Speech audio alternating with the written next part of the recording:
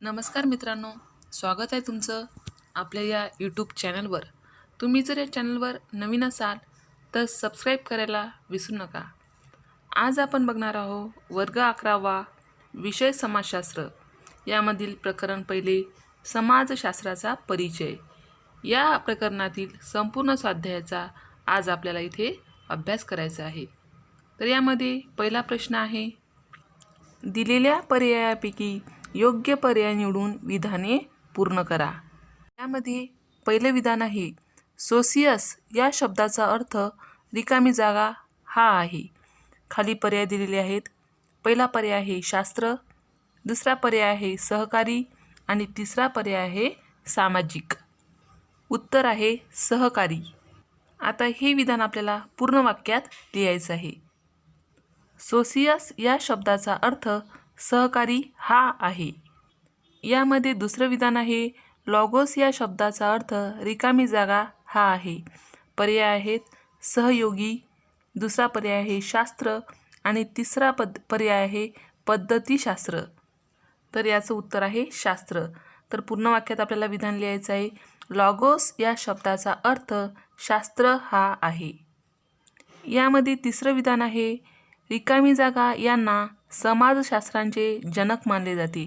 रिकामी जागा पुन्हा एकदा ऐका, रिकामी जागा यांना समाजशास्त्राचे जनक मानले जाते.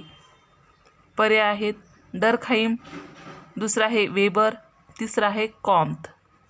उत्तर आहे कॉम्त. उत्तर आपल्याला पूर्ण विधानामध्ये लिहायचं आहे. तर कॉम्त यांना समाजशास्त्राचे जनक मानले जाते.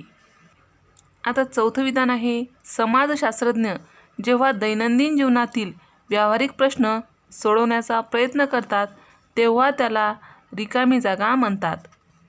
चौथं विधान पुन्हा एकदा वाचते, समाजशास्त्रज्ञ जेव्हा दैनंदिन जीवनातील व्यावहारिक प्रश्न सोडवण्याचा प्रयत्न करतात तेव्हा त्याला रिकामी जागा शास्त्र असे म्हणतात. पर्याय आहेत शुद्ध व्यावहारिक, दुसरा पर्याय आहे उपयोजित आणि तिसरा पर्याय आहे सैद्धांतिक. उत्तर आहे व्यावहारिक. आपल्याला उत्तर पूर्ण वाक्यात लिहायचं आहे. म्हणून समाजशास्त्रज्ञ जेव्हा दैनंदिन जीवनातील व्यावहारिक प्रश्न सोडवण्याचा प्रयत्न करतात तेव्हा त्याला व्यावहारिक उपयोजित शास्त्र असे म्हणतात. प्रश्न पहिल्यामध्ये ब आहे, चुकीचे जोडी दुरुस्त करून लिहा.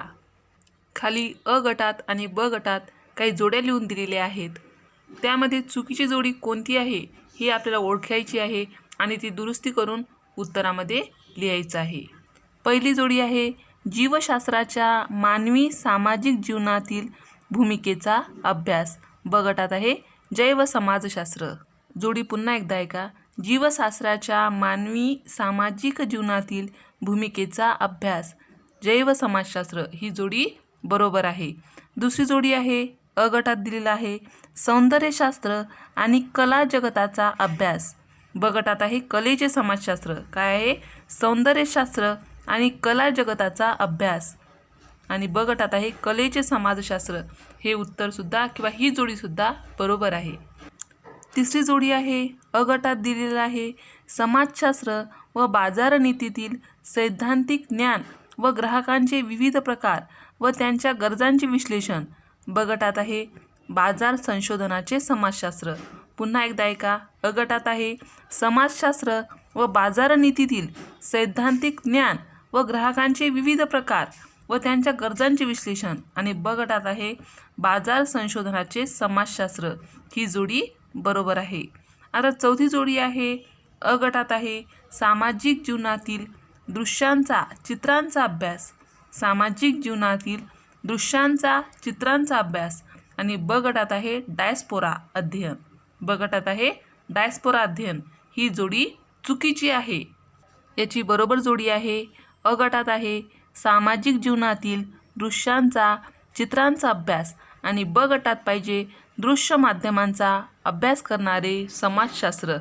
ब गटात पाहिजे दृश्य माध्यमांचा अभ्यास करणारे समाजशास्त्र. अशा प्रकारे आपल्याला जोड्या दुरुस्त करून लिहिता येतात. प्रश्न पहिल्यामध्ये क आहे, प्रत्येक विधान वाचा आणि चौकटीत दिलेल्या योग्य संज्ञा ओळखून लिहा.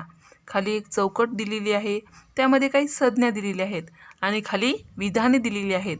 तर त्या विधानाची उत्तरे आपल्याला त्या चौकटीत दिलेल्या संज्ञा ओळखून लिहायच्या आहेत. पहिली मी त्या चौकटीतल्या संज्ञा वाचते. डायस्पोरा अभ्यास. पहिली संज्ञा आहे डायस्पोरा अभ्यास. दुसरी संज्ञा आहे द पॉझिटिव्ह फिलॉसॉफी.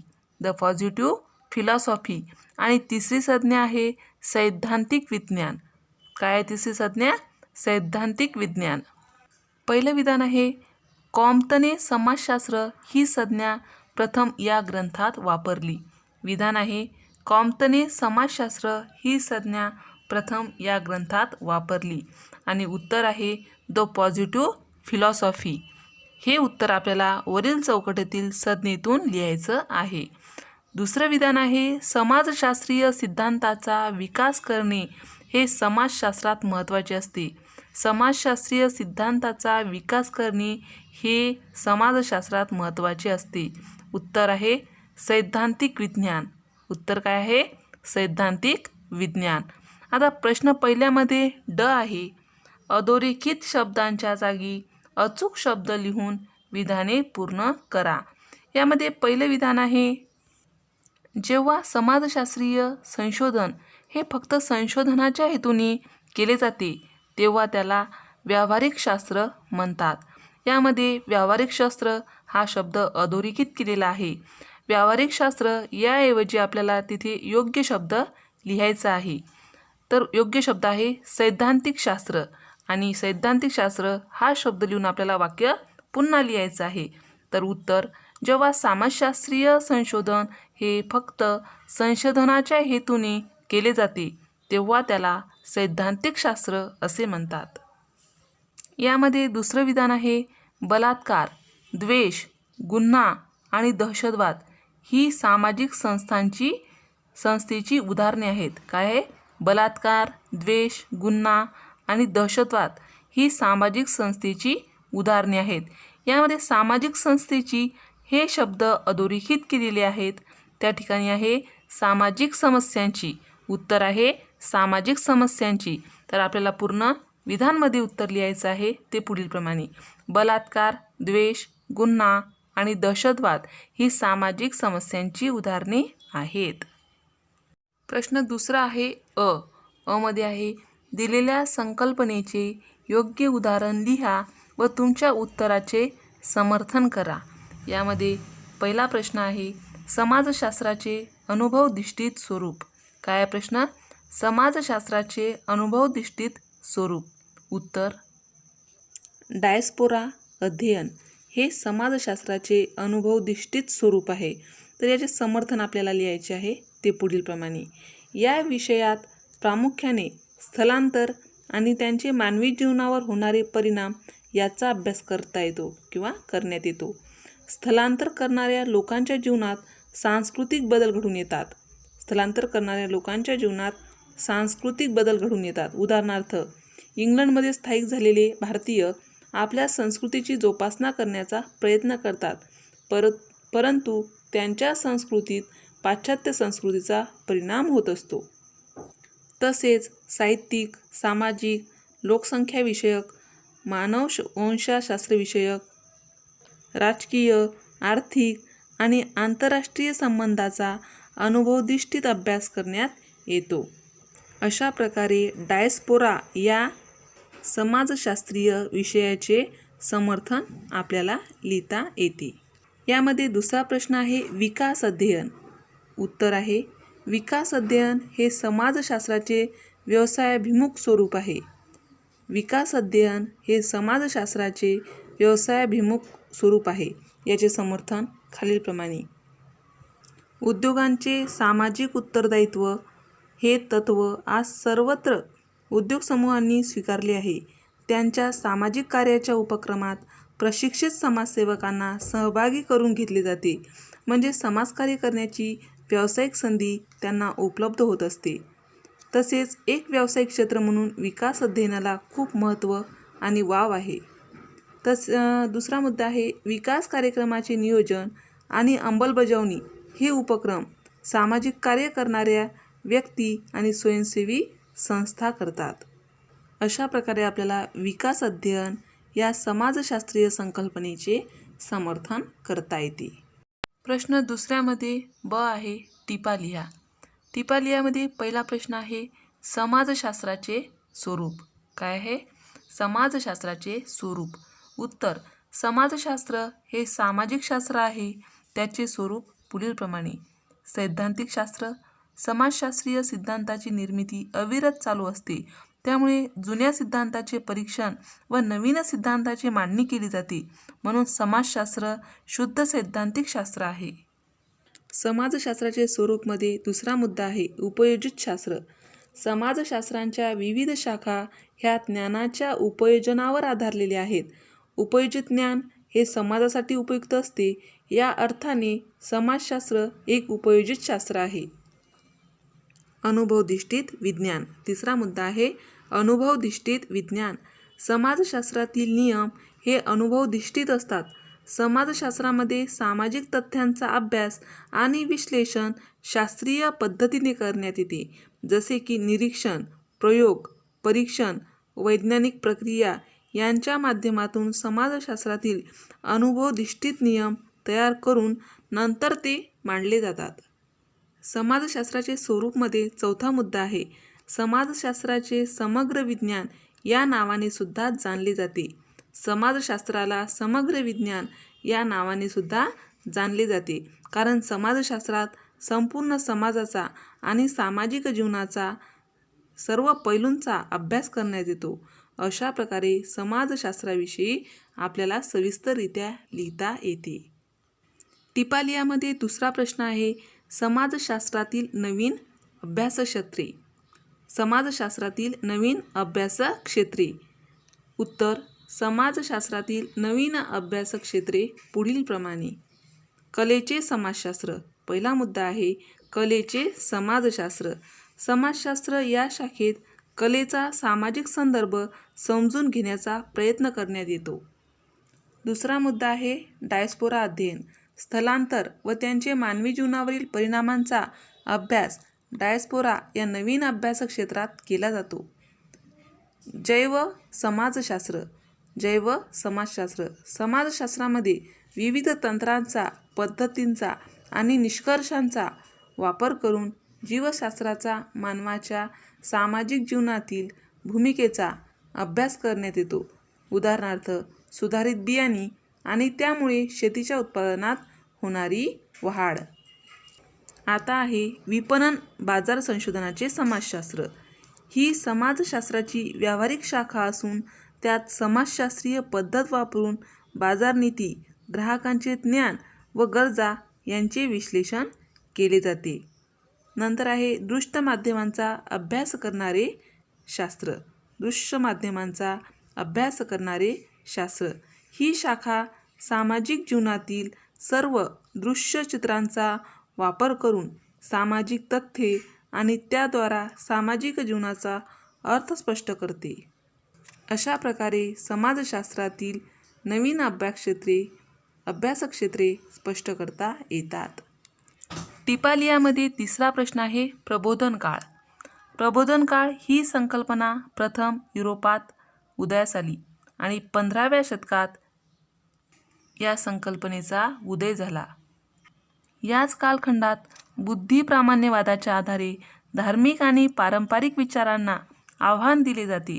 त्याचमुळे धर्मनिरपेक्ष, उदारमतवादी आणि लोकशाही मूल्यांना चालना देणाऱ्या समाजाची निर्मिती झाली. गॅलिलिओ आणि कोपर्निकस सारख्या शास्त्रज्ञांनी पृथ्वी सूर्याभोवती भ्रमण करते असे प्रतिपादन केल्यामुळे पारंपरिक धार्मिक गोष्टींना आव्हान मिळाले. तसेच विज्ञाननिष्ठ तर्कशुद्ध विचारांना महत्त्व प्राप्त झाले. साहित्य, कला, विज्ञान, वाणिज्य या क्षेत्रात प्रगतिशील बदल घडवून आणले. Thomas Hobbes, John Locke, Francis Bacon, Machiavelli इत्यादी शास्त्रज्ञांनी प्रबोधन काळातील बुद्धिप्रामाण्यवादी विचारवंतांची कामगिरी उल्लेखनीय आहे. प्रश्न चौथा आहे, फरक स्पष्ट करा. फरक स्पष्ट करामध्ये पहिला प्रश्न आहे, नैसर्गिक शास्त्र आणि सामाजिक शास्त्र. यामध्ये आपल्याला नैसर्गिक शास्त्र आणि सामाजिक शास्त्र यामध्ये फरक स्पष्ट करायचा आहे. नैसर्गिक शास्त्रामध्ये पहिला मुद्दा आहे, नैसर्गिक शास्त्रांचे नियम तंतोतंत असतात, ते खरे असतात. प्रयोगशाळेत विविध प्रयोग करून त्या नियमांची सत्यता पडताळून पाहता येते. सामाजिक शास्त्रामध्ये पहिला मुद्दा आहे, सामाजिक शास्त्रांचे नियम तंतोतंत खरे नसतात, ते केवळ प्रवृत्ती निर्देशक असतात. समाजशास्त्रीय नियमाची सत्यता प्रयोगशाळेत पडताळून पाहता येत नाही. नैसर्गिक शास्त्रामध्ये दुसरा मुद्दा आहे, ज्या शास्त्रामध्ये अचेतन वस्तूची आणि निसर्गातील विविध घटकांची मांडणी करून अभ्यास केला जातो, त्या शास्त्राला नैसर्गिक किंवा भौतिकशास्त्र असे म्हणतात. सामाजिक शास्त्रामध्ये दुसरा मुद्दा आहे, ज्या शास्त्रामध्ये एक सामाजिक प्राणी या दृष्टीने मानवी व्यवहारांची किंवा वागणुकींची व्यवस्थित मांडणी करून अभ्यास केला जातो, त्या शास्त्राला सामाजिक शास्त्र असे म्हणतात. नैसर्गिक शास्त्रामध्ये तिसरा मुद्दा आहे, रसायनशास्त्र, भूगर्भशास्त्र, खगोलशास्त्र, भौतिकशास्त्र ही काही महत्त्वाची नैसर्गिक शास्त्रे आहेत. तर सामाजिक शास्त्रामध्ये तिसरा मुद्दा आहे, अर्थशास्त्र, मानसशास्त्र, राज्यशास्त्र, समाजशास्त्र ही काही महत्त्वाची सामाजिक शास्त्रे आहेत. नैसर्गिक शास्त्रामध्ये चौथा मुद्दा आहे, नैसर्गिक शास्त्रामधील नियम बिनचूक, ताठर, निश्चित, सार्वकालिक असतात. अशा नियमांना अपवाद नसतात. उदाहरणार्थ गुरुत्वाकर्षणाचा नियम. सामाजिक शास्त्रामध्ये चौथा मुद्दा आहे, समाजशास्त्रातील नियम सर्वसामान्य स्वरूपाचे असतात.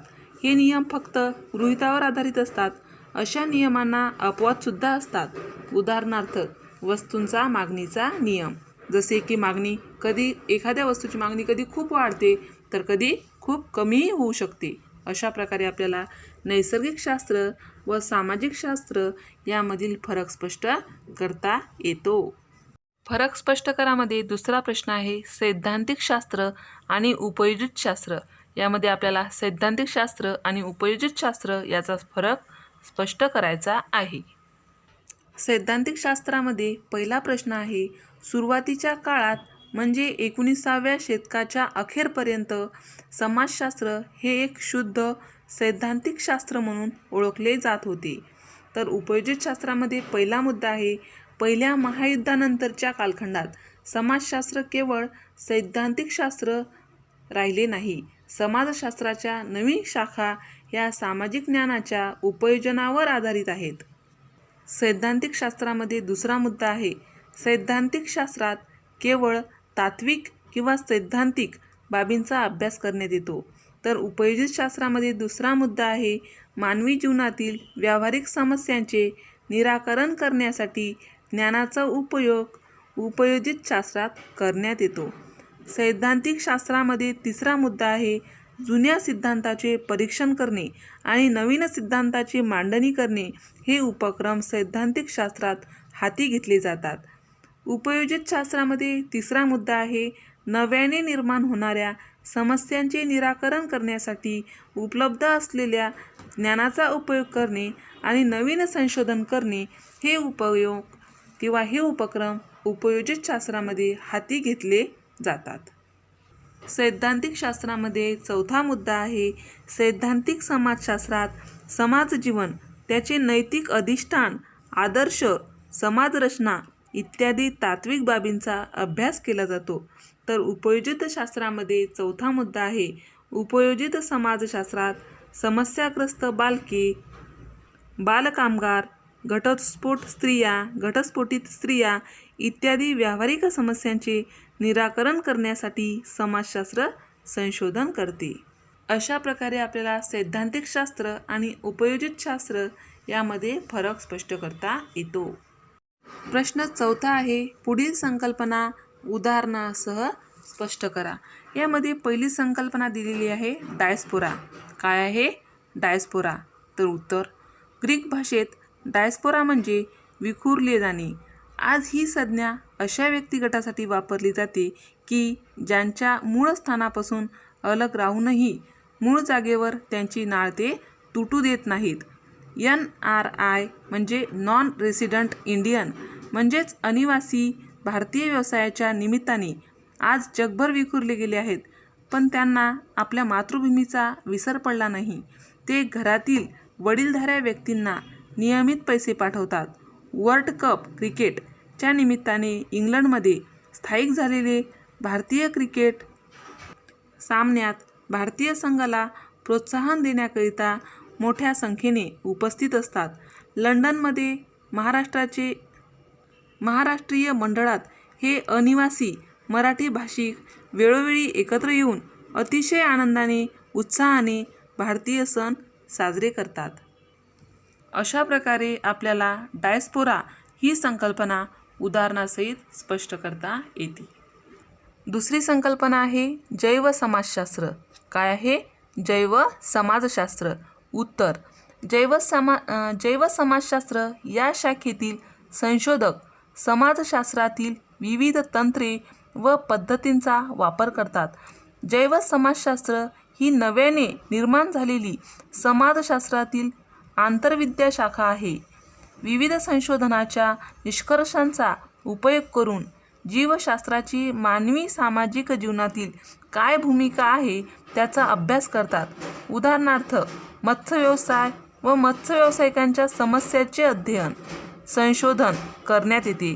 त्यांचे संशोधन मत्स्य व्यावसायिकांच्या समस्यांचे निराकरण करण्यासाठी उपयुक्त ठरते. अशा प्रकारे जैव समाजशास्त्र ही संकल्पना स्पष्ट करता येते. आणि संकल्पना लिहा आणि उदाहरणासह ते स्पष्ट करा हा प्रश्न आपल्याला पूर्ण करता येतो. प्रश्न 5वा आहे, पुढील विधाने चूक की बरोबर ते सांगून सकारण स्पष्ट करा. यामध्ये पहिला प्रश्न आहे, फ्रेंच राजक्रांतीमुळे समाजात बदल घडून आले. काय आहे प्रश्न? फ्रेंच राज्यक्रांतीमुळे समाजात बदल घडून आले. उत्तर, हे विधान बरोबर आहे. तर हे विधान का बरोबर आहे त्याची कारणे आपल्याला लिहायची आहेत. याचं पहिलं कारण आहे, फ्रेंच राज्यक्रांतीमुळे अनियंत्रित राजसत्तेचा शेवट होऊन प्रजासत्ताकाची स्थापना करण्यात आली. दुसरं कारण आहे, फ्रेंच राज्यक्रांतीमुळेच सरंजामशाही समाजव्यवस्थेचा अंत होऊन नवीन समाजव्यवस्था अस्तित्वात आली. फ्रेंच राज्यक्रांतीमुळे समाजात बदल घडून आला. याचं तिसरं कारण आहे, स्वातंत्र्य, समता, बंधुता या तत्त्वांना रुजवण्यासाठी मोठ्या प्रमाणात प्रयत्न करण्यात आले. त्याचे दूरगामी परिणाम युरोपवर झाले. भारताच्या राज्यघटनेत प्रास्ताविकात स्वातंत्र्य, समता आणि बंधुभाव या तत्त्वांचा अंतर्भाव करण्यात आला. चौथं कारण आहे, सन 1789 मध्ये झालेली फ्रेंच राज्यक्रांती हे स्वातंत्र्य, समता यासाठी केलेल्या मानवी लढ्याच्या इतिहासातील मैलाचा दगड ठरला. अशा प्रकारचे फ्रेंच राज्यक्रांतीमुळे बदल घडून आलेले दिसून येतात. प्रश्न दुसरा आहे, नैसर्गिक शास्त्रातील प्रगतीचा प्रभाव एक विद्याशाखा म्हणून समाजशास्त्रावर झाला. काय आहे प्रश्न? नैसर्गिक शास्त्रातील प्रगतीचा प्रभाव एक विद्याशाखा म्हणून समाजशास्त्रावर झाला. याचं उत्तर आहे, हे विधान बरोबर आहे. तर हे विधान का बरोबर आहे याची कारणे पुढील प्रमाणे. पहिलं कारण आहे, समाजशास्त्रात शास्त्रीय दृष्टिकोन रुजवण्याचे श्रेय भौतिकशास्त्रातील प्रगतीला दिले पाहिजे. दुसरं कारण आहे, प्रबोधनाच्या काळात बुद्धिप्रामाण्यवादी विचारवंतांनी युरोपात वैज्ञानिक क्रांती घडवून आणली. तिसरं कारण आहे, सुरुवातीच्या काळातील समाजशास्त्रज्ञांनी असे आग्रही प्रतिपादन केले होते की भौतिकशास्त्राप्रमाणेच समाजशास्त्राची मांडणी करण्यात यावी. चौथं कारण आहे, समाजशास्त्र या विद्याशाखेचा उदय हा शास्त्रीय शोध आणि विवेकवादी विचारसरणीचा प्रत्यक्ष परिणाम आहे असे समजले जाते. अशा प्रकारे नैसर्गिक शास्त्रातील प्रगतीचा प्रभाव एक विद्याशाखा म्हणून समाजशास्त्रावर झाला. हे विधान बरोबर आहे अशी याची कारणे स्पष्ट करता येतात. प्रश्न 6वा आहे, संकल्पना चित्र तयार करा. खाली एक संकल्पना दिलेली आहे आणि त्यापुढे ती संकल्पना आकृतीच्या स्वरूपात आपल्याला पूर्ण करायची आहे. संकल्पना आहे समाजशास्त्राचे महत्त्व. समाजशास्त्राचे महत्त्वामध्ये पहिलं लिहायचं आहे आपल्याला, समाजाचा शास्त्रशुद्ध अभ्यास. समाजशास्त्रामध्ये समाजाचा शास्त्रशुद्ध अभ्यास केला जातो. दुसरा मुद्दा आहे व्यवसायाभिमुख. समाजशास्त्र हे व्यवसायाभिमुख शास्त्र आहे. तिसरा मुद्दा आहे सामाजिक समस्यावर उपाय. समाजशास्त्रामध्ये सामाजिक समस्यावर उपाय सुचवले जातात. आणि चौथा मुद्दा आहे वैज्ञानिक दृष्टिकोनाचा विकास. वैज्ञानिक दृष्टिकोनाचा विकास. अशा प्रकारे आपल्याला समाजशास्त्राचे महत्त्व आकृतीच्या स्वरूपात लिहून संकल्पनाचित्र पूर्ण करता येते. प्रश्न 6वा आहे ब. आपले मत नोंदवा. यामध्ये पहिला प्रश्न दिला आहे भारत प्रगतीच्या वैज्ञानिक अवस्थेत आहे का? भारत प्रगतीच्या वैज्ञानिक अवस्थेत आहे का? तुमच्या मताचे स्पष्टीकरण द्या. उत्तर: भारत प्रगतीच्या वैज्ञानिक शास्त्रवादी अवस्थेपर्यंत अद्याप पोचलेला नाही असे माझे मत आहे. त्याचे स्पष्टीकरण पुढीलप्रमाणे: देशाची शास्त्रीय प्रगती होत असतानाच जुन्या रूढी परंपरा अंधश्रद्धेचा पगडा अजूनही कायम आहे. त्यामुळे भारत प्रगतीच्या वैज्ञानिक अवस्थेत अजून पोचला नाही. देशाची शास्त्रीय प्रगती होत असतानाच जुन्या रूढी परंपरा अंधश्रद्धांचा पगडा अजूनही कायम आहे. ऑगस्ट कॉम्ट याला अभिप्रेत असलेल्या वैज्ञानिक अवस्थेत मानवी घटकांची काल्पनिक मीमांसा टाळली जाते. मात्र भारतीय समाजात माणसावर अद्याप दैववादाचा पगडा कायम आहे. भारताचे धर्मशास्त्रीय अवस्थेतून शास्त्रवादी अवस्थेपर्यंतचे संक्रमण अद्याप घडून आलेले नाही. भारताची प्रगती वैज्ञानिक शास्त्रवादी अवस्थेपर्यंत झाली आहे. देशासमोर असलेल्या आर्थिक समस्यांचे तार्किक पद्धतीने निराकरण करण्याऐवजी समाजातील धार्मिक अंधश्रद्धा रूढ करण्यास प्राधान्य दिले जाते. म्हणून भारत प्रगतीच्या वैज्ञानिक अवस्थेत अजून तरी नाही या प्रश्नाचे उत्तर आपल्याला लिहिता येते. आपले मत नोंदवामध्ये दुसरा प्रश्न आहे चित्रपट आणि समाज यांच्यातील संबंधाविषयी थोडक्यात सांगा. चित्रपट आणि समाज यांच्यातील संबंधाविषयी थोडक्यात सांगा. उत्तर: चित्रपटात सांस्कृतिक, सामाजिक, राजकीय व आर्थिक विषयावरील कथानकाची मांडणी करण्यात येते. चित्रपट आणि समाज यांचा खूप जवळचा संबंध आहे. वांशिकता, जातीभेद, लिंगभाव इत्यादी सामाजिक समस्या हाताळण्यास चित्रपट मदत करते. तसेच सामाजिक परिस्थितीची वास्तववादी मांडणी बऱ्याच चित्रपटात पाहायला मिळते. परंतु चित्रपटाचा मुख्य हेतू मनोरंजन असल्याने किंवा मनोरंजन मानला जातो. त्यामुळे सर्वसामान्य प्रेक्षकांना अवास्तव, स्वप्नदर्शी चित्रपटांची आवड निर्माण होते. त्यामुळे सामाजिक वास्तव विसरण्यासाठी प्रेक्षक चित्रपटगृहात जातात आणि स्वप्नांच्या दुनियेत रमतात. अशा प्रकारे चित्रपट आणि समाज यांच्यातील संबंध आपल्याला लिहिता येतो. आपले मत नोंदवामध्ये तिसरा प्रश्न आहे औद्योगिक विकासाचा भारतीय समाजावर झालेला परिणाम तुमच्या शब्दात विशद करा. काय आहे प्रश्न? औद्योगिक विकासाचा भारतीय समाजावर झालेला परिणाम तुमच्या शब्दात विशद करा. उत्तर: ब्रिटिश साम्राज्यवादी राजवटीत भारतातील औद्योगिकीकरणाची सुरुवात झाली. तसेच स्वातंत्र्योत्तर कालखंडात औद्योगिक विकास खूप वाढला. त्याचे भारतीय समाजावरील परिणाम पुढीलप्रमाणे विशद करता येतात. उत्तर देवा. औद्योगिकीकरण आणि नागरीकरण यांच्यामुळे सामाजिक संस्थात संरचनात्मक आणि कार्यात्मक परिवर्तन घडून आले. एकत्र कुटुंबाची जागा विभक्त कुटुंबाने घेतली. जातीचा प्रभाव घटला. स्त्रियांच्या सामाजिक दर्जात सुधारणा झाल्यामुळे आंतरजातीय विवाहांच्या प्रमाणात वाढ झाली. जातीव्यवस्थेच्या प्रभावाचा ऱ्हासाबरोबरच वर्गव्यवस्थेचा उदय झाला. त्यामुळे समाजाची उच्च, मध्यम आणि कनिष्ठ वर्गात विभागणी झाली. औद्योगिकीकरणामुळे उद्योगप्रधान अर्थव्यवस्था निर्माण झाली. कारखानदारी व व्यापाराचा विकास झाला. त्याच रोजगारांची निर्मिती मोठ्या प्रमाणात झाली. आर्थिक संपन्नतेबरोबरच त्यास पूरक वित्तीय संस्थांची संख्या व आर्थिक व्यवहारात वाढ झाली.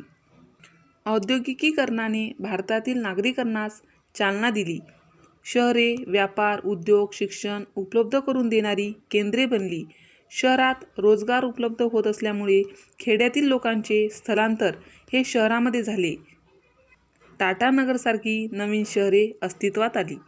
अशा प्रकारे औद्योगिक विकासाचा भारतीय समाजावर झालेला परिणाम स्पष्ट करता येतो. प्रश्न 7वा आहे. पुढील प्रश्नांची सविस्तर उत्तरे लिहा. हे उत्तर आपल्याला कमीत कमी 150 शब्दामध्ये लिहायचं आहे. यामध्ये प्रश्न दिला आहे, आजच्या जगातील समाजशास्त्राच्या व्याप्तीची सुयोग्य उदाहरणाद्वारे चर्चा करा. प्रश्न पुन्हा एकदा ऐका. आजच्या जगातील समाजशास्त्राच्या व्याप्तीची सुयोग्य उदाहरणाद्वारे चर्चा करा. उत्तर, वर्तमान काळात समाजशास्त्राची व्याप्ती होताना दिसून येते. वर्तमान काळानुसार समाजशास्त्र हे शुद्ध सैद्धांतिक शास्त्र नसून त्यात उपयोजनावर आधारित नवीन शाखा अस्तित्वात आली. त्याचे सविस्तर स्पष्टीकरण पुढीलप्रमाणे. यामध्ये पहिली शाखा आहे विपणन बाजार संशोधनाचे समाजशास्त्र. यामध्ये बाजार सर्वेक्षण म्हणजे मार्केट सर्वे या तंत्राचा मोठ्या प्रमाणात उपयोग करण्यात आला. या व्यावहारिक विद्याशाखेत समाजशास्त्रातील संशोधन पद्धतीद्वारा बाजार नीती, ग्राहकांच्या समस्या इत्यादी संशोधन करण्यात येते. दुसरी शाखा आहे चित्रपट अध्ययन. चित्रपटांच्या कथानकातून वर्गभेद, जातीभेद, लिंगभेद, वांशिकता, गुन्हेगारी इत्यादी गोष्टींचा अभ्यास करण्यात येतो. चित्रपट अध्ययन हे 20व्या शतकात उदयास आलेली समाजशास्त्राची आंतरविद्या शाखा आहे. त्यात सैद्धांतिक, ऐतिहासिक आणि समीक्षात्मक दृष्टिकोनातून चित्रपट या माध्यमाचा समावेश करण्यात येतो. तिसरी शाखा आहे विकास अध्ययन. विकास अध्ययन हे आंतरविद्याशाखीय क्षेत्र आहे. त्यामध्ये जागतिक स्तरावरील विषमतेचा शोध घेतला जाते. तसेच आंतरराष्ट्रीय स्तरावरील विकासाचे प्रश्न व प्रक्रियांचा अभ्यास करण्यात येतो. शहर नियोजन, स्वयंसेवी संस्थांचे व्यवस्थापन, सामाजिक कार्य इत्यादी विकास अध्ययन करणाऱ्या शाखा करतात. नंतर आहे जैव समाजशास्त्र. नव्याने निर्माण झालेल्या समाजशास्त्राच्या या शाखेचे अभ्यासक जैविक शास्त्रातील प्रगतीचा मानवाच्या सामाजिक जीवनावरील परिणामांचा अभ्यास करतात. 5वी शाखा आहे संस्कृती अध्ययन. 1960च्या दशकात पाश्चिमात्य संशोधकात लोकप्रिय संस्कृतीचा अभ्यास करणारी संस्था इंग्लंडमधील बर्मिंगहॅम शहरामध्ये स्थापन करण्यात आली. अशाच प्रकारे भारतात डॉक्टर घुरिये यांनी अनुसूचित जमातीचा अभ्यास केला. डायस्पोरा अध्ययन ही शाखासुद्धा महत्त्वाची आहे. डायस्पोरा म्हणजे एखाद्या व्यक्तिसमूहाचे आपल्या मूळ निवासस्थानापासून झालेले स्थलांतर. जागतिकीकरणाच्या या कालखंडात भारतासारख्या विकसनशील देशातील तंत्रज्ञ अमेरिका, कॅनडा, ऑस्ट्रेलिया इत्यादी देशांमध्ये नोकरी, व्यवसायानिमित्ताने स्थलांतर करतात. असा स्थलांतरित व्यक्तिसमुदाय व त्यांच्या समस्यांचा अभ्यास व संशोधन या समाजशास्त्रात नवीन आंतरविद्याशाखेत करण्यात येते. अशा प्रकारे आजच्या जगातील समाजशास्त्राच्या व्याप्तीची सुयोग्य मांडणी मुद्देसूदपणे करता येते. संपूर्ण स्वाध्याय अभ्यासला आहे. अशाच प्रकारचे नवनवीन व्हिडिओ पाहण्यासाठी या चॅनलला सबस्क्राईब करा. आमचे हे व्हिडिओ लवकरात लवकर तुमच्यापर्यंत पोहोचण्यासाठी खाली दिलेल्या बेल आयकॉन बटनवर क्लिक करा. तुम्हाला जर हा व्हिडिओ आवडला असेल तर लाईक करा. तुमच्या मित्रमैत्रिणींमध्ये शेअर करा.